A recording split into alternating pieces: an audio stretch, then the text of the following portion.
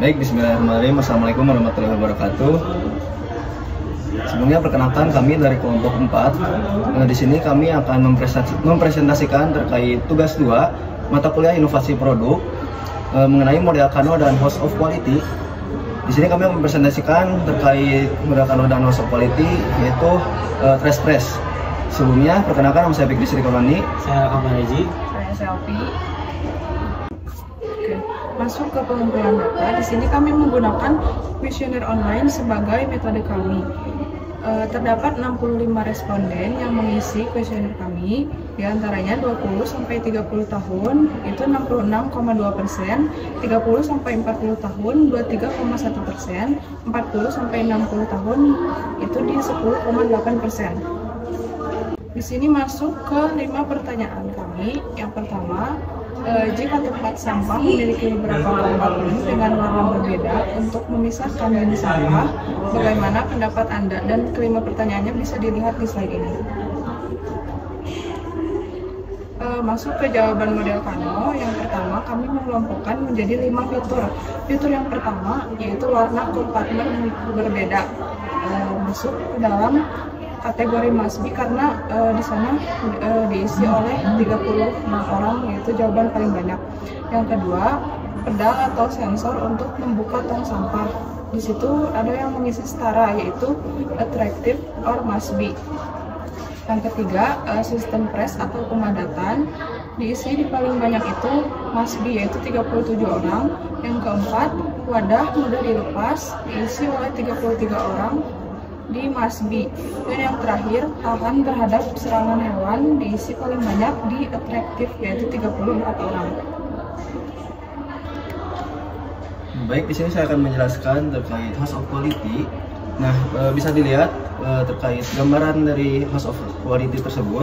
Nah, host of quality itu apa sih?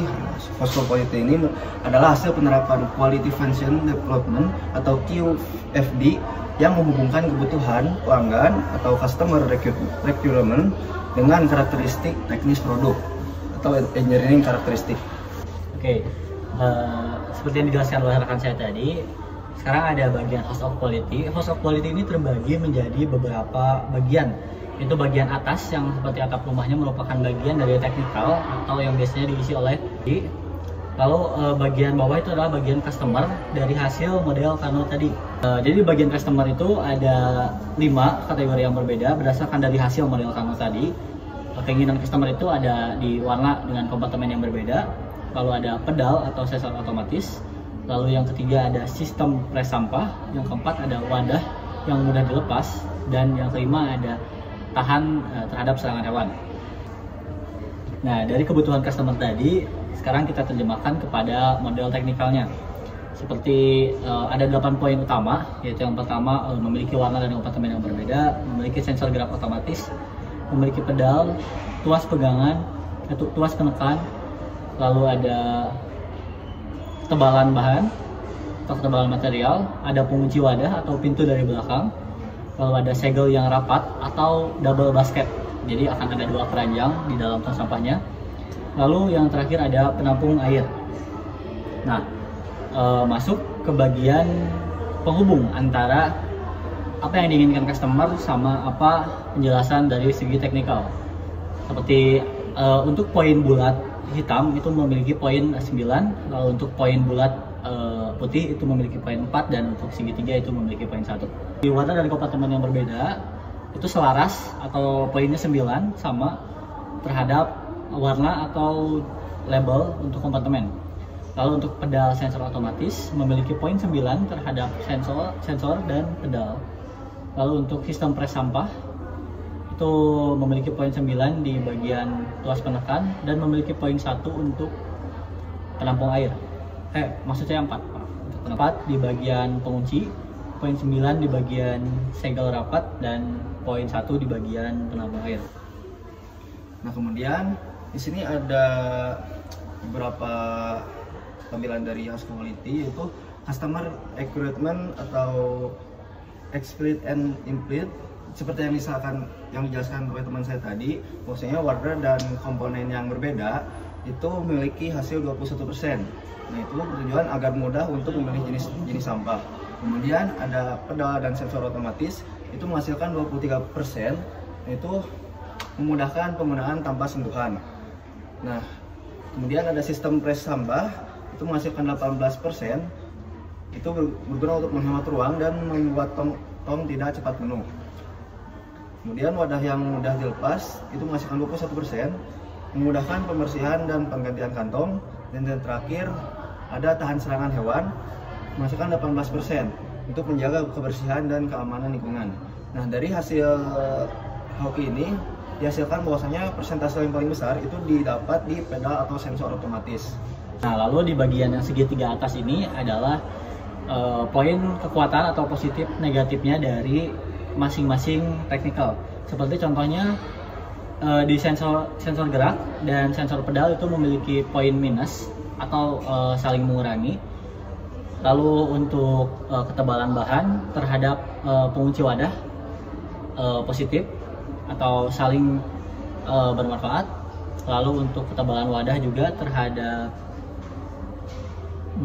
segel yang rapat itu berpengaruh atau positif. Lalu terhadap penampung air dan segel yang rapat positif juga. Dan yang terakhir adalah tuas penekan dengan penampung air positif juga. Di functional equipment ini ada lambang ke atas untuk mengartikan maksimasi, lambang ke bawah untuk mengartikan minimasi, dan kotak untuk mengartikan netral.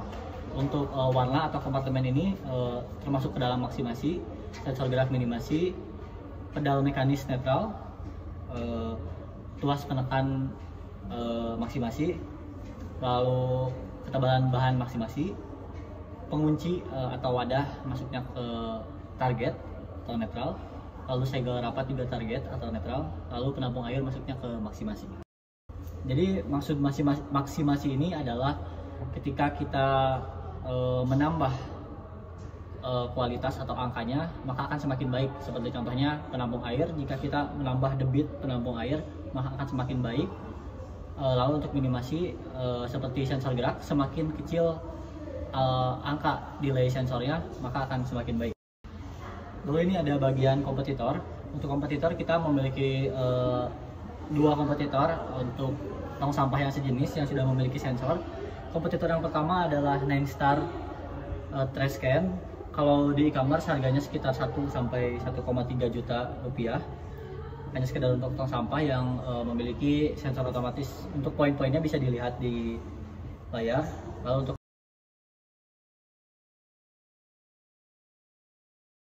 lalu masuk ke bagian tactical priorities. Di tactical priorities ini prioritas yang terbanyak dari bagian pembobotan adalah ada di 16%, yaitu dengan pengunci wadah atau kompartemen di bagian belakang. Namun jika dilihat pada rata-ratanya ini memiliki hasil yang lumayan seimbang, masih berada di range 11% saja. Baik, terima kasih atas materi yang kami sampaikan. Mohon maaf jika terjadi kekurangan. Jangan lupa like dan subscribe kelas kita. Billahi taufiq wal hidayah. Assalamualaikum warahmatullahi wabarakatuh.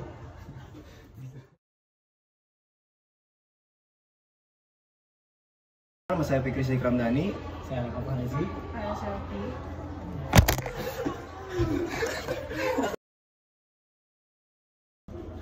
Baik, mungkin terima kasih.